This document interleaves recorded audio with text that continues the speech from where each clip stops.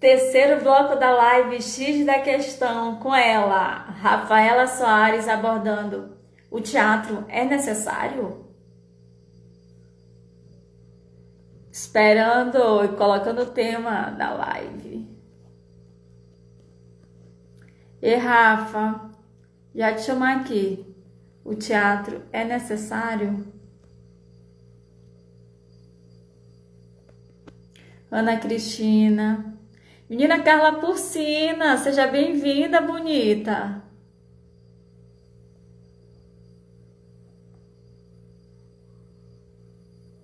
Jorge Milton. Só chamando ela aqui. Ah, Voltamos. vamos, pode continuar. Então, o que era que eu estava falando mesmo? Eu até me perdi agora. Nós estávamos falando dos intercâmbios, do quarto elemento, E eu e estava eu disse que falando, né, que eu tive na escola particular. Então, eu estava dando essas aulas para alunos de ensino fundamental 1, geralmente de 5, 6, no máximo até 9, 10 anos de idade. Então, muitos desses alunos nunca tiveram contato com a linguagem do teatro. E mesmo assim, quando eles têm esse contato com o teatro, são com espetáculos mais comerciais. Não eram, esse contato com o teatro, ele não tinha um contato assim direto com espetáculos que tinham um estudo direcionado para a linguagem infantil, para a infância. Não, então eles não tinham. Então eu sempre tentava trazer esses elementos de fruição, de mediação para que eles possam, para que eles observassem como era um espetáculo infantil. Aí levava alguns espetáculos, a gente assistia junto, aí eles perguntavam, mas professora, e o que é aquilo? Isso pode, isso não pode? Era muito interessante, engraçado, tudo que eles traziam. Então, eu também, é porque não deu tempo, mas eu estava também com a intenção de levar para a escola também apresentações, de montar um festival com os próprios alunos, de fazer com que eles pudessem ir também assistir espetáculos infantis, espetáculos não diretamente comerciais, porque aqui, assim, em Recife nós temos espetáculos que não assim tratam bem, que não estudam, não têm o foco para a linguagem infantil. Como, por exemplo, o Palhaço de Chocolate, que é um espetáculo assim, que é voltado para a criança, mas não tem esse cuidado com a infância, entende? É isso que eu quero dizer. Não tem esse olhar atento para a infância. Então, assim, eles ficavam, tia, quando é que você vai me levar no teatro? Eu quero ir, eu quero ir. Então, a gente percebia já desde a infância essa necessidade que eles têm, sabe? E eu acho muito importante, assim, é, quando eu tive a experiência no final do ano passado com adolescentes, eu também percebi a mesma coisa. Esses alunos que eu falei, acabei de falar, a experiência com o ensino fundamental 1 foi com crianças de escolas particular em Recife. Os alunos da rede estadual são com adolescentes, né, da cidade de Arco Verde, no interior de Pernambuco. E você percebe essa carência que eles têm, principalmente por conta dessa questão que a gente já vinha falando do currículo, de não ter um professor específico de arte na escola. Então você percebe que eles não têm esse conhecimento, não têm acesso, mesmo a gente tendo unidades do SESC na cidade, que promove tanta coisa boa, tanta coisa legal, mas muitas vezes falta o intercâmbio desse professor de arte para levar para a escola, para promover, olha, gente, para incentivar os alunos, vamos assistir tal espetáculo, tal festival, e vamos intercambiar isso que essa empresa traz com o que a gente pode fazer na escola, como eu posso disseminar esse conhecimento. Então, eu acho super importante, fundamental, é por isso que é fundamental a presença de professores de arte dentro das suas linguagens artísticas dentro da escola. para que esse aluno ele vá se apropriando desse conhecimento, e é como você falou, que seria um quarto tripé na abordagem de Anna May, que é esse intercâmbio não só com a escola, mas com o seu entorno, com o fora da escola, e que a gente sempre tem que buscar promover essa troca e esses diálogos. Ainda esbarra, né, Rafaela, na situação da estrutura. Por exemplo, tem autorização, a escola ela tem que. Tem o lance da autorização dos pais, tem a questão do ônibus. Nem toda a secretaria disponibiliza o ônibus conforme a solicitação do professor. A escola solicita, o professor solicita para a direção da escola solicita para a Secretaria Municipal de Educação, Estadual de Educação e não tem ônibus. Então, dificulta esse quarto elemento funcionar. Ana Cristina tinha comentado que o quarto elemento seria o ser humano. Sim, Mas o ser humano, sem o ser humano, não tem nada disso, Cristina, entendeu? Sem o ser humano não vai ter o ver, não vai ter o fazer, muito menos o contextualizar, o estudar, o pesquisar. E o quarto elemento é essa troca, o intercâmbio, intercambiar as experiências, porque o aluno, na sala de aula, ele quer fazer a peça, ele quer participar da montagem, ou fazer a leitura dramática, ou fazer uma exposição, ou fazer uma apresentação de música, mas ele não quer ficar só na escola. Ele quer sair para mostrar para outras pessoas. Ele quer, nem que seja só para sair e mostrar para uma escola do outro lado da rua, no outro bairro, mas ele quer fazer isso. Comentando sobre isso, meus alunos do Ensino Fundamental 1, eles me perguntavam: ô tia, mas quando é que a gente vai fazer teatro? Porque eles tinham essa ideia de que o fazer teatro era quando eles fossem apresentar o espetáculo, uma peça. Porque a minha intenção, como eles não tinham esse contato inicial com a arte, de início foi sensibilizá-los através de jogos, de brincadeiras. Então, a princípio, eu fui sensibilizando eles para iniciar nessa linguagem para poder fazer algum trabalho, mas infelizmente é porque não deu tempo, a escola acabou fechando, enfim, uma série de coisas. O Jorge Milton está falando que o debate está bem rico. Jorge Milton, também eu quero te ver na live sendo expositor, viu? Depois vamos conversar no direct para tu estar aqui como expositor. Eu quero também fazer um comentário de o trabalho do Jorge Milton, que foi muito importante, que foi o seguinte, eu já tinha defendido meu TCC, já tinha formado no curso de teatro, eu estava já no curso de biblioteconomia na UFMA. Quando os meus amigos, eles estavam no PIBID, eles eram da iniciação à docência, e eles estavam desenvolvendo um trabalho lá na turma do Jorge Milton e também lá na escola, aplicação, lá no Colum. E aí eu fui olhar a apresentação. Eu assisti a apresentação do resultado do processo. Tudo que tu falou da abordagem triangular aconteceu na prática. Os alunos que fizeram tudo. Eu lembro que eu conversei com o Jorge Milton no final, né? Tava ele, o Leandro que me convidou também para assistir, a Alexandria também tinha me convidado para assistir, os alunos que estavam na docência me convidaram para assistir. Foi uma coisa incrível. Os estudantes criaram tudo, fizeram montagem de luz, escreveram texto, fizeram tudo. E não foi somente uma equipe, foram todas as equipes que apresentaram. Então, é um resultado importante, né? A presença, primeiro, de um professor de teatro na escola. Segundo, o programa de iniciação à docência. Porque se não houvesse o programa de iniciação à docência, por exemplo, o mercado, a sociedade exige do professor experiência. Mas quem é recém-formado, como é que vai ter experiência na vida? Me diga. Como é que vai ter experiência?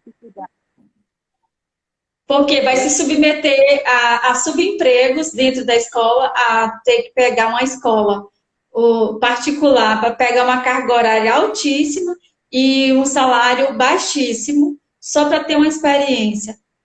Isso. E com o programa de iniciação à docência, aquele aluno ele está em formação, mas ele está em formação docente, tanto para a prática artística quanto para a prática docente. Então, no PIBID, esse estudante ou essa estudante vai desenvolvendo as habilidades, vai tendo o primeiro contato com a escola, os desafios de chegar numa sala de aula, de passar um conteúdo, de dominar de ter acesso às dificuldades. Então, tu vai experimentar na prática aquilo que tu estuda na tua casa, com os teus amigos, teus queridos amigos de universidade. Então, tu vai para o desafio, né? A sala de aula é o desafio. E aí, tu chega lá, tu vai enfrentar o desafio do aluno que não comeu, do aluno que está com conflito, do estudante que tem conflito familiar, Justo. do estudante que não diz que não gosta de teatro, mas ele nem sabe por que está dizendo aquilo, e tu Bom, tem que conquistar, e tu vai isso. ter que. De quebrar essas barreiras, né, Dayana? Você tem que ser muito sensível a essa realidade do aluno, o que ele traz, o que ele já conhece, e trazer também, e ser delicado com o aluno, de respeitar o que ele já sabe, de respeitar esse universo do que ele já conhece, e de ir incrementando aos poucos os conhecimentos dessa linguagem artística e ir conquistando esse aluno para a arte, né? Eu tive, assim, dificuldades nos meus estágios, até porque o espaço de tempo era muito curto, mas ainda bem que eu consegui ter outras experiências além da universidade. E como você estava falando, o PIBIC, PIBID ou PIBIC? PIBID, Pronto, o PIBID é muito, PIBID. pronto, é muito importante. Eu não passei pela experiência do PIBID, mas a Bruna, que estava aqui na live, minha amiga de graduação, colega de graduação, ela teve essa experiência e acredito que foi muito rica para ela, porque ela até expunha, no momento quando a gente tinha as aulas de estágio, a experiência que ela teve antes com o PIBID e como foi enriquecedor na formação dela docente, porque ela já foi para um estágio tendo uma certa experiência da sala de aula. Porque quando a gente estuda os conteúdos em casa, é lindo e maravilhoso. Só que quando você vai para a prática, muitas vezes o que você planejou, você não vai entregar tudo aquilo, né? É por isso que qualquer projeto que a gente faz na área de educação, a gente coloca passível à modificação. Qualquer planejamento de aula, de qualquer atividade, porque isso vai depender de como a turma te dá o retorno, do que você vai fazer ali enquanto professor para cativar e para conquistar aqueles alunos. E eu trago um exemplo muito bonito de uma série que eu conheci agora na quarentena. Eu sempre ouvia falar, mas eu nunca dei muita bola para a série. Eu passava na Netflix o olho, mas nunca cliquei. Eu falava, deve ser assim, uma série dessas que colocam o professor assim, como um herói, sabe? E de certa forma até mas é muito bonito. Mas só que eu não queria assistir aquela série tipo chatinha, de que, olha, ele é focar só nessa questão do herói, mas eu queria ver a humanidade desse professor também. E aí eu me deparei com a série, eu disse, vou assistir esse primeiro capítulo da série Merli. E eu fiquei encantada, me apaixonei. Como aquele professor de filosofia, ele dava aula, como ele procurava outros espaços, é, que não só o espaço físico da sala de aula, que muitas vezes o aluno quer sair daquela realidade, ele quer ir para outro lugar, ele quer novidades. Então, como esse professor, ele era inventivo para dar aula. E eu fiquei encantada, eu falei, nossa, é isso que talvez esteja faltando no professor atualmente. Porque muitos professores, infelizmente, eles vão para a escola só pelo dinheiro. Eles acabam se desmotivando ou eles só vão para receber aquele salário no final do mês. E lógico que ainda nós somos uma classe muito desfavorecida, nós estamos muito à margem ainda, mas eu acredito que mesmo com tudo isso, eu acredito que a força da educação, ela tem que ser muito maior do que isso. E a gente tem que mostrar para que a gente veio. principalmente nós de arte, que somos mais ainda marginalizados do que os professores em geral de outras áreas. Verdade. Eu vou fazer a leitura aqui do José Manuel, que ele diz o seguinte: que conversa importante. Feliz com o que estou ouvindo. Acredito muito na oportunidade da experiência. Não há educação se não houver experiência. De fato, Emanuel. Isso. A Ana Cristina comenta: verdade, amiga, o trabalho do professor Jorge Milton é fantástico. Amiga, tinha explicado que o quarto elemento é a quebra da quarta parede, a emancipação da arte. Pronto! A quebra Isso. da quarta parede já vai ser o quinto elemento. O Jorginho, o professor Jorge Milton comenta: boa lembrança, Dayana. O PIBID favoreceu a todos que participaram, bolsistas e alunos. Foi uma gratificante experiência. Marcelo Viana, que é professor de História, ele é do município de Morros, mas mora em São Luís, trabalha em São Luís. Seja bem-vindo. E eu queria abordar também que o trabalho com arte, já fazendo aquela associação com tudo que a gente falou desde o primeiro bloco, a questão da arte ligada à política, a arte sendo genuinamente política, como aborda Guénon, no seu livro A Exibição das Palavras, uma ideia política do teatro.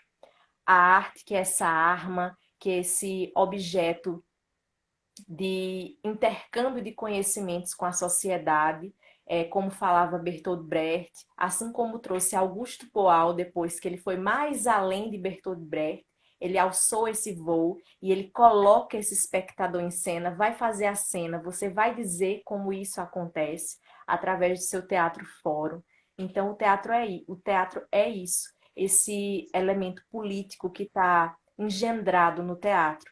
E quando a gente está proporcionando ao aluno a formação dentro das linguagens artísticas, é importante que a gente fale que a gente promove essa educação ética e estética ao mesmo tempo, que a gente já vem falando aqui na live desde os outros blocos. Essa dimensão ética que está ligada às questões sociais, porque a arte ela não se dissocia do contexto social, de tudo que nos acontece ao nosso redor, assim como a música, no teatro é a mesma coisa, na dança é a mesma coisa, o artista ele sempre está procurando um elemento para que ele possa confrontar, para que ele possa dialogar com o outro e com as pessoas. E esse elemento, essa educação estética, que é educar o olhar dessas pessoas para a arte, né? Para os signos de cada linguagem artística. No teatro, a gente tem a maquiagem, a iluminação, o figurino, enfim, todos esses elementos da linguagem teatral que o espectador ele vai se apropriando quando ele tem esse contato com as aulas de teatro. Então, ele vai assistir um espetáculo, ele já vai sabendo mais ou menos por que, que a iluminação pode ser daquela forma, por que, que o figurino ele pode ser daquele jeito, que tudo tem um porquê, que nada existe sem um conceito, sem ter uma explicação, sem ter um motivo. Então, isso é importante de explicar. E como a gente já iniciou o terceiro bloco, eu não sei se eu estou falando demais, eu não sei se alguém quer fazer alguma pergunta. Dayana, me diga aí. Gente, podem fazer perguntas, comentários. Eu quero fazer um comentário que a pessoa que não escreveu, mas eu vou lembrá-la. A Cristina. No tempo da graduação, Cristina fez a montagem. Foi uma coragem, Cristina. Só coloca aí se foi Mãe Coragem. Ela fez a montagem de Bertolt Brecht, não sei se foi Mãe Coragem, deixa só ela escrever, que foi a coisa mais linda que aconteceu no Teatro de Bolso. Escreve aí, Cristina, deixa ela escrever. No meu período de graduação, eu também tive um contato. Meu contato com Brecht foi a montagem do exercício cênico, resultou no exercício O Círculo de Giz Caucasiano, que é uma das peças bem conhecidas de Bertolt Brecht. Ela está dizendo que foi uma encoragem, viu? Como eu não esqueci. E eu ainda produzi no encontro humanístico, porque tinha dentro do encontro humanístico a parte cultural. E quem cuidava da produção cultural éramos nós do teatro. E eu estava na equipe quando eu fiz a produção pelo encontro humanístico de Mãe Coragem. Nós fizemos várias apresentações no Teatro de Bolso, com várias montagens de trabalhos dos estudantes de teatro lá da UFMA, que é um evento, um evento acadêmico que acontece no Centro de Ciências Humanas, que é o CCH, lá da universidade. Ela está dizendo que foi. O Tiago está dizendo para ti, Rafaela, que é parente dele, por causa do Ah, sobrenome, eu Soares. Tiago, não te conheço, mas nós somos parentes, né? O mesmo sobrenome. Um prazer ter vocês aqui, gente, na live. Continuem conosco aqui nesse terceiro bloco. Nós vamos continuar abordando temas relevantes, importantes, desmistificando questões do teatro. Enfim, tem pergunta, Dayana? Ainda não tem pergunta. Vocês podem perguntar, fazer comentário. E aí, mas eu vou te perguntar, o teatro é necessário, Rafael? Ou Olha, Rafaela? então, vou chegar nesse ponto e nessa questão agora. É muito difícil a gente se predispor a falar sobre a necessidade do teatro, se esse teatro ele realmente é necessário. Mas dentro de todas as questões que eu coloquei, pela questão política, pela questão de abordagem, de intercambiar esse conhecimento desse aluno ou dessa pessoa que tem o contato com a linguagem artística, de intercambiar esse conhecimento, promover esse diálogo com o contexto social, com os elementos políticos sociais, eu acredito que o teatro é extremamente necessário, porque além de entreter, de divertir, ele vai promover a nossa reflexão. Qualquer arte, mas aqui eu estou defendendo o teatro que é minha área de formação.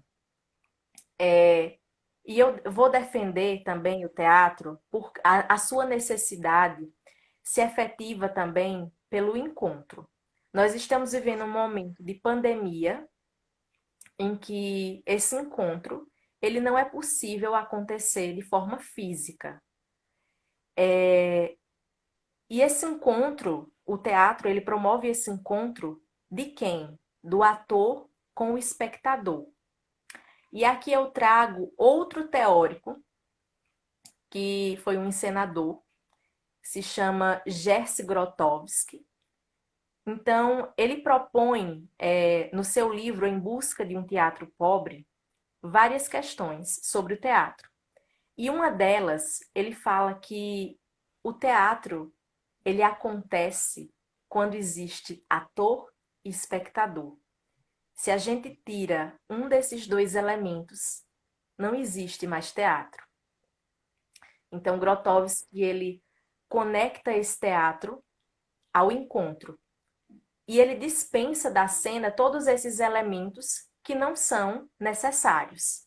Então, o teatro que era feito na época de Grotowski era um teatro que deixava o palco cheio de elementos, de adereços cenográficos que muitas vezes não tinha necessidade.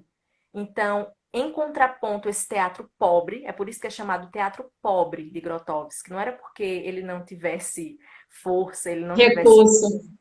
isso, ele não tivesse recurso, mas esse teatro pobre vem justamente de deixar, de dar luz a esse ator e a esse espectador, de fazer o centro desse teatro esses dois elementos e dar essa potência a esses dois elementos.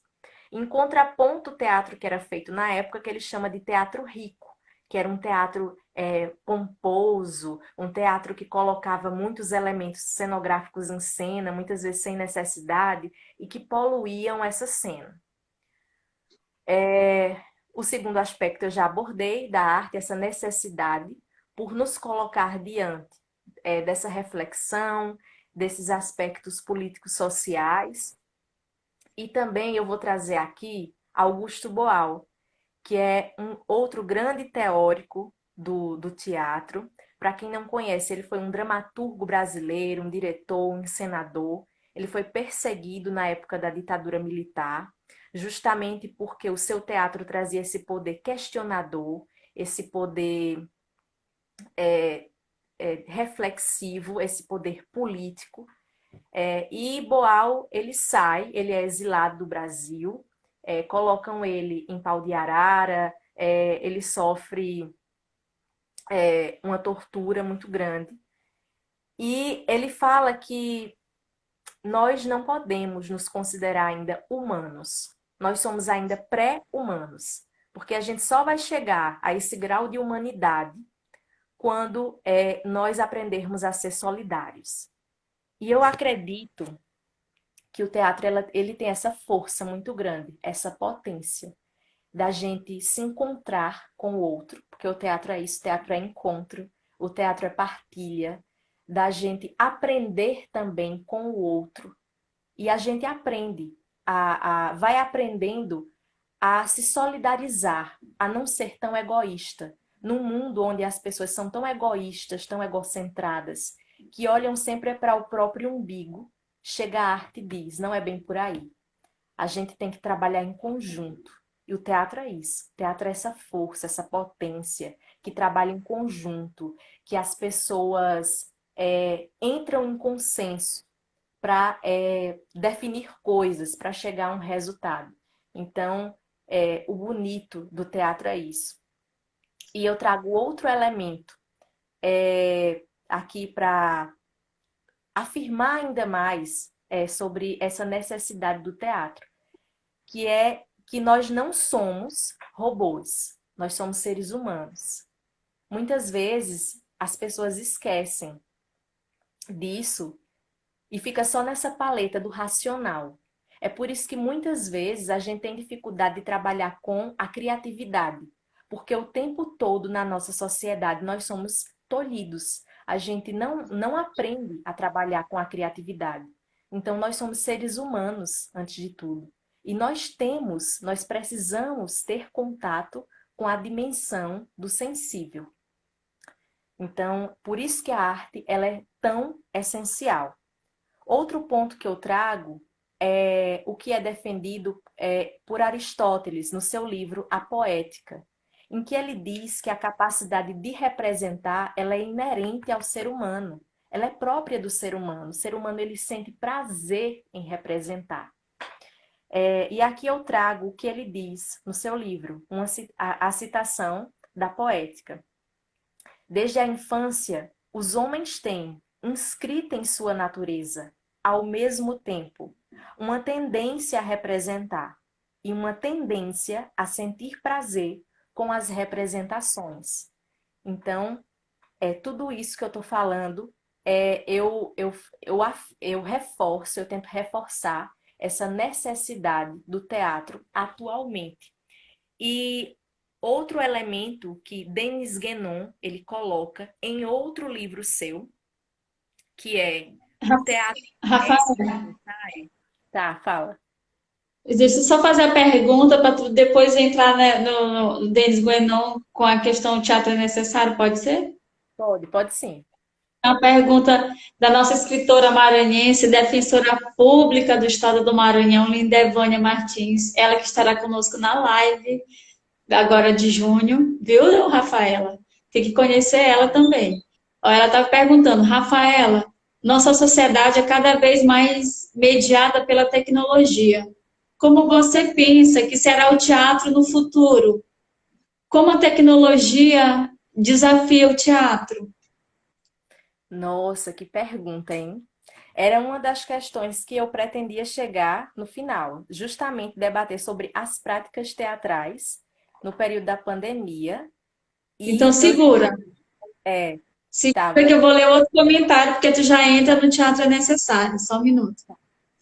A pedagogia o José Manuel comenta. A pedagogia da presença seguramente é uma das potências do teatro. Também acho o teatro, a arte, muito necessários. Mas então, por que que em toda crise a arte é tão penalizada? Sou do Recife. Ai, que prazer tê-lo aqui. Na verdade, para quem não conhece, eu nem sei se José Manuel lembra de mim, mas José Manuel, ele faz parte do setor de cultura do Sesc Santo Amaro, lá em Recife. Então, um beijo para você, José Manuel. Eu sou aqui de Arco Verde. Nós nos encontramos há muito tempo atrás aqui na cidade. É um prazer ter você aqui na live. Então, vou responder a pergunta de Zé Manuel, que está fresquinha. Daqui a pouco, Daiane, eu peço para você repetir a outra pergunta. Tá. Então, que são perguntas que têm muito a ver. Então, Zé Manuel, ele pergunta essa potência do teatro que está no encontro, né? Deixa eu ler aqui. A pedagogia da presença. E ele pergunta por que que a crise em toda crise a Quando arte é chega tão uma penalizada. crise. Tá. Eu acredito que a arte ela é muito penalizada porque a arte ela promove a reflexão. Se a gente perceber, nenhum governo ele quer investir em arte. E eu sempre percebi isso. Por que esses governos eles não investem em arte, em cultura? Porque eles não querem que as pessoas se apropriem desse conhecimento e, e vejam o que acontece, e abram os olhos e tirem essa venda dos olhos para ver o que está acontecendo fora. O teatro de Brecht já propunha isso, o que Boal fazia já propunha isso. Na época da ditadura militar, nós vemos exemplos de artistas que tiveram que barrar, eles foram barrados pela censura, mas eles souberam ir adiante através da criatividade, como Chico Buarque, contestando o sistema. Então a arte ela é penalizada por isso, ela é criticada por isso, pelo seu poder de contestação, pelo seu poder de provocação, porque a arte é isso, ela provoca. Hoje o que nós estamos tentando fazer aqui também é uma provocação. E é isso. Que bom, Zé Manuel respondeu, ele falou deixa eu ler aqui, me perdi. É gerente de cultura do É, Sesc Pernambuco. isso. Sou também Perdão, arte educador. isso, perdão, Zé Que bom. Manuel. Eu também, eu sou licenciada em teatro também pela UFPE. Eu sou da turma de Pedro, de Ana Gabriela. Acredito que você deve lembrar deles. Então é mais ou menos por aí, eu acredito, porque a arte ela é tão penalizada. Eu reflito muito sobre isso e eu quero muito investir, continuar investindo na arte. Eu acredito muito na potência da arte e levar isso para os meus alunos, essa potência, essa reflexão, esse contestar e não se conformar com o que é dito pelas pessoas, porque quando a gente não tem o conhecimento, conhecimento é poder. O conhecimento faz a gente se empoderar e dizer eu posso, eu vou conseguir. Principalmente o teatro, que faz a gente discutir tantas coisas e colocar, né, e aclarar tirar a venda dos olhos. Então, eu quero continuar fazendo arte, levando arte para o máximo de pessoas que eu puder. E se eu tocar uma pessoa, duas pessoas, eu já estarei feliz. E Eu aí, o respondo. teatro é necessário? Não, e a outra pergunta da moça, Vou lá. Vai emendar com o teatro é necessário. Da Lindevânia, que ela pergunta: como você pensa que será o teatro no futuro? Como a isso, tecnologia desafia o teatro? Aí tu já introduz o teatro é necessário, Rafael? tá. Eu já introduzo o que eu venho introduzindo, né, sobre o teatro é necessário. Nos pontos que eu coloquei do encontro, que o teatro é encontro, de Grotowski, a questão de confrontar os aspectos sociais, de que nós somos seres humanos e precisamos entrar em contato com a dimensão do sensível, dessa humanidade, que muitas vezes a gente esquece que somos seres humanos, que não somos seres irracionais e que muitas vezes a gente age assim, estraçalhando o outro, é, sem se importar com o que ele sente, com o que ele pensa. e que a gente tem que ter, sim, essa solidariedade. E entrando para a pergunta, como é que eu penso o teatro no futuro, a partir das tecnologias, já entrando agora nas práticas teatrais produzidas no período de pandemia, o que é que eu penso sobre isso? E que eu já tinha conversado com Dayana essa semana, quando a gente estava organizando o cronograma da live. Eu acredito que o teatro, sendo produzido virtualmente, ele se associa um pouco ao cinema. Ele quer se associar, mas ele nunca vai conseguir ser um cinema. Porque, primeiro, a interpretação dos atores no teatro é diferente de uma interpretação dos atores no cinema. Segundo aspecto, os aparatos tecnológicos, muitas vezes, em muitos espetáculos que foram usados, muitas vezes eles acabam empobrecendo aquele espetáculo, aquela produção. É uma frase que nós costumamos usar, que o menos é mais. Muitas vezes é. Porque muitas vezes a gente quer equiparar esse teatro ao cinema, só que nós não vamos conseguir. E a gente tem que respeitar cada linguagem artística. O teatro ele se efetiva de um jeito, ele acontece de um jeito. O cinema ele já tem as suas peculiaridades. Na verdade, eu acredito que cada arte, cada linguagem tem suas peculiaridades e devem ser respeitadas, suas singularidades. Teatro é teatro, cinema é cinema. Eu não quero dizer com isso que não possa haver um intercâmbio entre as linguagens. Não é isso que eu quero dizer. Eu quero dizer que essa singularidade, que essa genuinidade desse teatro, que ele nasce a partir desse encontro, ele acontece a partir desse encontro do ator, do contato do ator com o espectador, dessa plateia que ela se torna um corpo, um ser. Entendeu? Então, não pode ser equiparada ao cinema. Então, eu acredito que essa prática teatral que está acontecendo agora, no período de pandemia, ela é importante, ela é super importante, ela é extremamente importante, porque está levando arte, está levando cultura, está fomentando cultura e está levando arte, muitas vezes, para as pessoas que nunca puderam assistir um espetáculo, que não têm acesso, que não conhece, não sabe os meios, muitas vezes não tem as devidas condições financeiras para ir a um teatro, para assistir um show de tantos artistas que estão aí fazendo lives agora no momento da quarentena.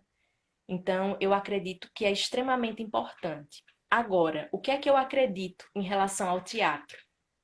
Que o teatro, ele perde um pouco da sua potência, dessa potência de encontro. Lógico que as pessoas estão se encontrando, lógico, assim, né? Você daí, eu daqui. Mas nunca vai ser a mesma coisa. Nunca é a mesma coisa de uma experiência com teatro ao vivo. Porque o teatro é uma arte efêmera, é uma arte do aqui e do agora. Então, Aqui agora. não é como o cinema. Então, eu tiro pela minha própria experiência.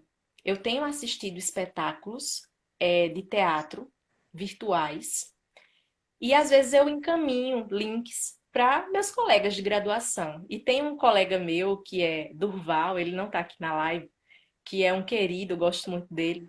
E eu falo, olha, amigo, assiste a esse espetáculo. Ele é muito resistente. Ele fala, não, eu não vou assistir porque não é a mesma coisa. E aí, eu ainda assim eu assisto. E aí vou falar um pouco dessa experiência que eu tive assistindo espetáculos na quarentena. Eu gosto da ideia, eu falei que é super importante para fomentar a arte, fomentar a cultura. Eu acredito muito na potência da arte, mas eu acredito que o teatro, como arte do encontro, ela perde um pouco a sua potência. Quando eu assisti um espetáculo na quarentena da Armazém Companhia de Teatro, que foi A Marca d'Água.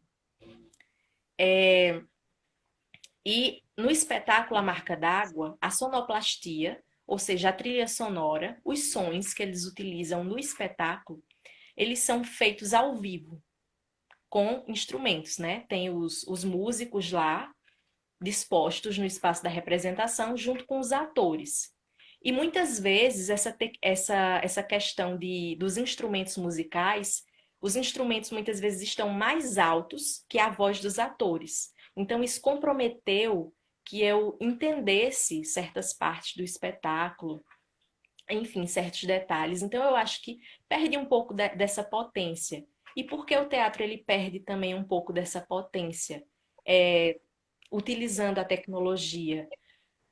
Eu acredito que pelo fato de estar em casa, a gente pode sofrer muitas interferências, muitas vezes de fora. Alguém chama, toca o telefone, muitas vezes a gente tem que sair, tem que atender. Então já perdeu ali aquele, aquela continuidade daquela história, já quebrou ali aquele contato. Que até num filme é comprometedor, quanto mais em um espetáculo de teatro. Entendeu? Então, são questões problemáticas, mas são questões que hoje estão sendo necessárias pelo momento que nós estamos vivendo. Estão sendo questões urgentes. Urgente por fomentar a cultura e urgente por suscitar nas pessoas a importância de ficar em casa e de estar em casa para proteger a si e proteger os outros também, né? Então é mais ou menos isso. E Cadê? aí, tem perguntas? É isso, eu também hoje eu participei acompanhei uma live sobre políticas culturais e algumas iniciativas que estão acontecendo em ferramentas, né, para exibição de espetáculos no meio virtual, mas nunca vai ser a mesma coisa de fato, porque tem um contato, tu tá esperando o espetáculo, tu encontra tua amiga, tu vai conversar, tem locais que eles organizam uma mesa, tem vinho, tem café, tem docinho, tu compra, vai tomando ali, vai experimentando, vai enquanto E conhecendo dá a também, né, chamada outras para entrar. pessoas. E conhecendo outras pessoas, porque assim, aqui em Arco Verde, é, em 2013, o grupo Oi Nós Aqui Outra Vez, eles vieram fazer a apresentação de um espetáculo deles, do Uhum. repertório deles, que era o Medeia Vozes. Bem rapidinho, só para não cortar você. É porque eu lembrei disso. E aí foi muito interessante porque eles apresentaram o espetáculo na Estação da Cultura de Arco Verde, que é a antiga estação ferroviária, um espaço onde os artistas da cidade eles ocuparam esse espaço para pesquisar, para aprofundar o conhecimento, até mesmo para ser um espaço de circulação de arte na cidade, de acontecerem festivais, mostras, enfim.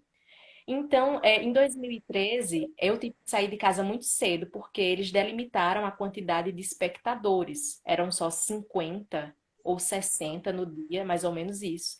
E eu saí muito cedo. O espetáculo só ia começar às 10 da noite. E eu fiquei todo esse tempo lá. O espetáculo tinha duração de 3 horas.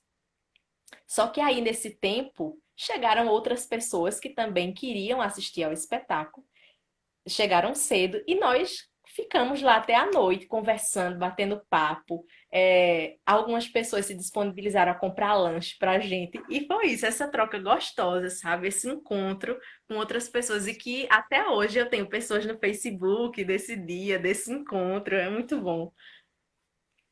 E é isso, tem esse encontro desde do momento que tu tá na porta do teatro, esperando o teatro abrir, né?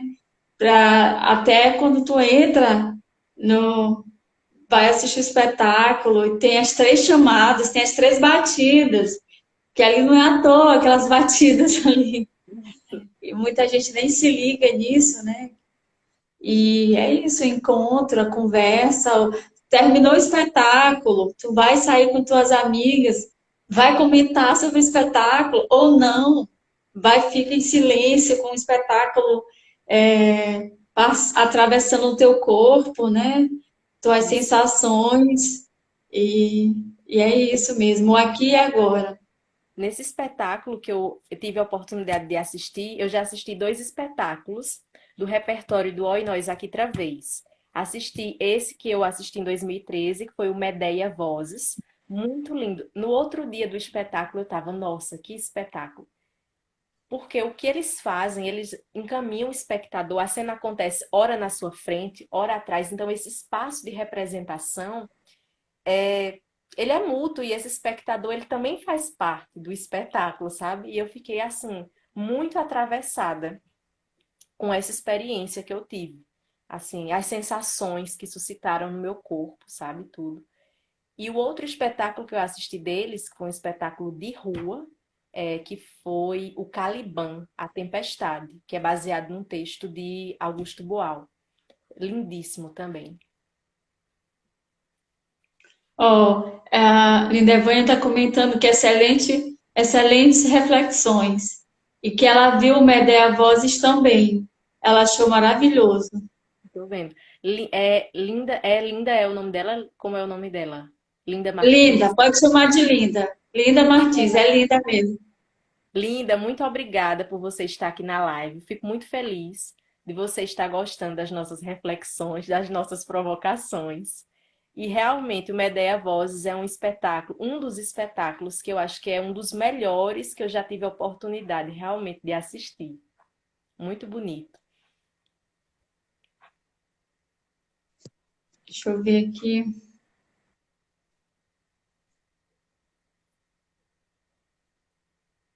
Vocês têm mais perguntas, comentários?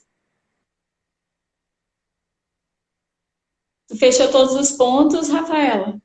Eu fechei todos os pontos. Agora eu estou aberta para as perguntas. Se alguém tiver alguma colocação mais para fazer, se quiser perguntar, se quiser saber mais sobre mim, o que é que eu estou fazendo agora da vida.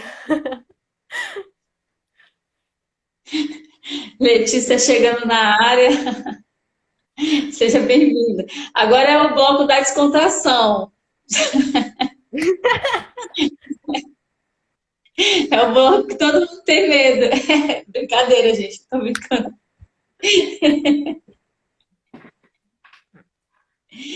Gente, o que que tu tá fazendo da vida, Rafaela? O que é que eu estou fazendo na quarentena? Rapaz, olha, eu estou produzindo bastante. Estou estudando muito. Eu nunca pensei que esse momento de quarentena fosse tão rico para mim, sabe? Até mesmo de ter um contato com meus amigos, minhas amigas da graduação, pessoas especiais, importantes na minha vida, que muitas vezes, quando a gente não estava em quarentena, a gente nem se falava tanto quanto a gente está falando agora. Então, assim, muitas vezes essa quarentena ela está servindo muito para que a gente comece a dar valor a esse contato das pessoas, né? Esse contato físico e esse abraçar, esse beijo, esse abraço que a gente está sentindo muita falta agora. Mas de sempre perguntar ao outro, como você tá, se importar, você tá bem, que muitas vezes a gente acaba esquecendo, é tanta coisa, é um turbilhão de coisas que a gente é obrigado, né, a enfrentar, a encarar. Então é isso. E Demonstrar os afetos, né? demonstrar esses afetos e dar valor a isso também. E essa oportunidade que a gente está tendo com a família, com os amigos, enfim, muito importante. Ó, Zé José Manuel, Manuel quer saber. Pronto, quero saber isso. Mas sobre o futuro. Quais os caminhos do teatro em Arco Verde? é uma questão assim, bem a se pensar. É, eu sei que o Teatro de Retalhos, eles estavam promovendo um festival, né? Festival Cena Interior, agora para o primeiro semestre, mas infelizmente teve que ser adiado pela questão da pandemia. Então, esse festival ele vai acontecer ou no final do ano, eu não sei como é que eles vão intercambiar isso. Eu estava ansiosíssima, inclusive, para assistir, para participar desse festival. Tenho certeza que vinha muita coisa boa, muita produção boa aqui para Arco Verde. Só tem a ganhar.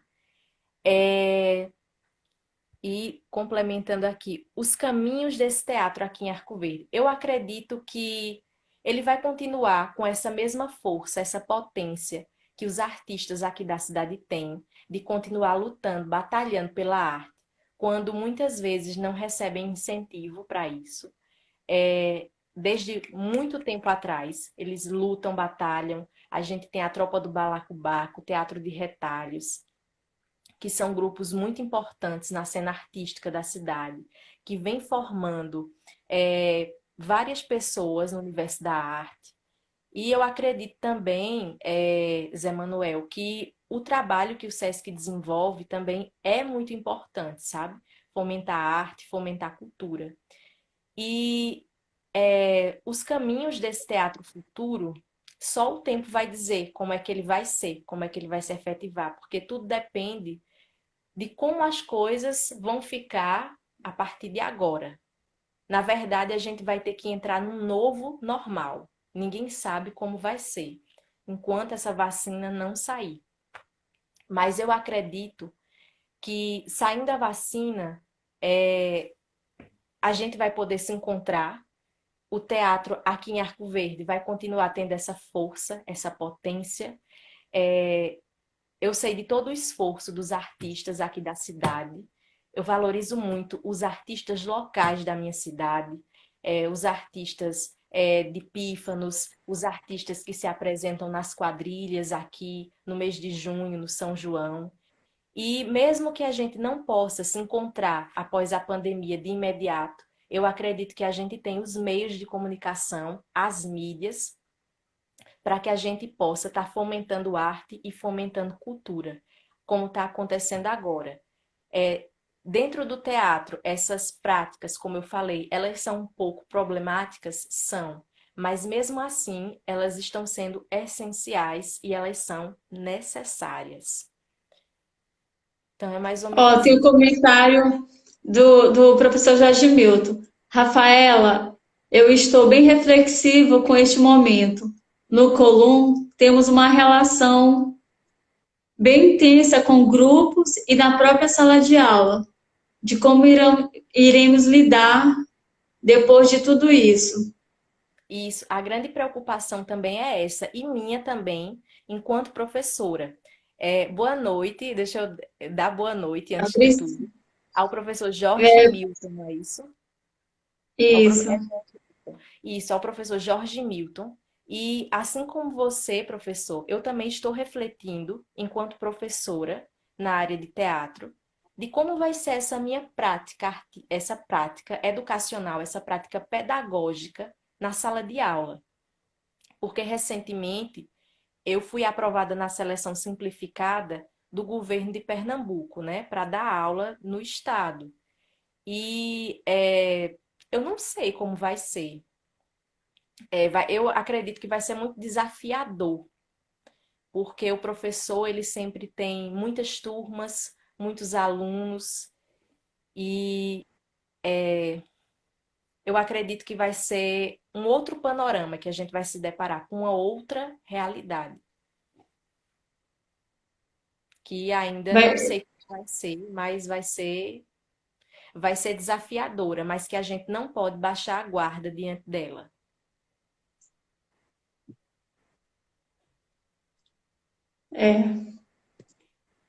muitos desafios e, principalmente no teatro, muitos atravessamentos, né? Muitas pessoas faleceram, então é o Covid-19 com o rosto, com nome e famílias. Isso, Sem contar porque as regiões, né? isso. Não são só números, são pessoas, são famílias que perderam seus entes queridos, seus familiares. E dói muito ver todas aquelas imagens na televisão de tantas mortes, de tantas perdas.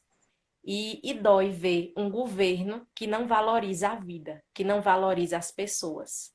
Um governo extremamente violento no poder, autoritário e que desrespeita o povo. O José Emanuel está dando boa noite. Boa noite, José Emanuel. Foi um prazer tê-lo conosco. Prazer tê-la aqui. A Live X da Questão, gente, acontece, é um projeto de quarentena, acontece de segunda a segunda, às 9 horas, aqui no meu Instagram. Toda noite tem uma convidada ou um convidado. Amanhã nós teremos Joquebede Bezerra cantando, encantando e cantarolando para nós amanhã. E ela é uma jovem artista de São Luís do Maranhão. E vai ser um prazer tê-la conosco. E no domingo nós teremos Emanuele Paz, Domingou Cantor. É outra artista também maranhense. Ela é do teatro, da fotografia e da música. Ela é Estaremos aqui cantora. fazendo presença. Estarei aqui fazendo presença na Live X da Questão. E vocês também, viu, galera? Quem não segue a Rafaela, gente, segue a Rafaela, porque eu a conheci, é uma jovem maravilhosa. Nós já trocamos, já conversamos, sempre conversamos pelo WhatsApp, com uma amizade que eu fiz. E eu só tenho que agradecer aos encontros da live, né? Porque, como eu falo, a Live X da Questão não é só para fazer uma abordagem, mas é para conectar pessoas e fazer o pensamento girar, né? Multiplicarmos essas falas, essas histórias e trajetórias que são diversas dentro do nosso país, dentro do nosso Nordeste e fora dele. Isso. É, Como que eu vou falar? Eu queria dizer, Dayana, que assim, para mim, assim, foi um prazer enorme. Eu adoro conhecer pessoas e fazer amizade com pessoas. E assim, quando o Diego nos apresentou e eu falei aquele dia com você pela videochamada, já gostei de você. E queria dizer que, assim, você é uma pessoa maravilhosa, que transmite paz, sabe? Que transmite positividade. E queria passar essa força para você, sabe? Dizer que você não desista de qualquer coisa que você queira na sua vida. Eu passei por um momento que eu estive muito desanimada, mas a gente tá aqui para se ajudar, para ser força, ainda mais a gente que faz parte da mesma área, sabe? E eu sempre quero estar mantendo contato com você. Com certeza a gente vai se encontrar pessoalmente. Vamos, combinar isso. E eu quero falar, pessoal, que foi um prazer para mim estar aqui hoje na live O X da Questão com Dayana, promovendo esse conhecimento com vocês, né? Como ela falou, que a live não só é um momento para que eu possa vir aqui falar e encher linguiça, como a gente diz a história, mas é um momento para a gente dialogar, trocar conhecimento, mesmo que assim eu não tenha aquele conhecimento vasto, amplo, porque ninguém sabe de tudo, na verdade, né? A gente sempre está construindo esse conhecimento. E eu queria agradecer pela presença, pela oportunidade que Dayana me deu de estar aqui falando, me posicionando, minhas ideias. Eu queria agradecer a cada pergunta de vocês. E se ficou alguma dúvida, se vocês não me seguem, comecem a seguir meu Instagram, que é @RafMeloSoares. É RAF, sem o A, Melo Soares, tudo junto. E o Melo só com um L, certo? Se vocês tiverem dúvida, é só entrar em contato com Dayana que ela vai passar meu Instagram para vocês. Então, é isso. Se quiserem conhecer um pouco mais da minha cultura, de Arco Verde, de tudo, podem O entrar em meu, contato comigo ou pelo meu Instagram.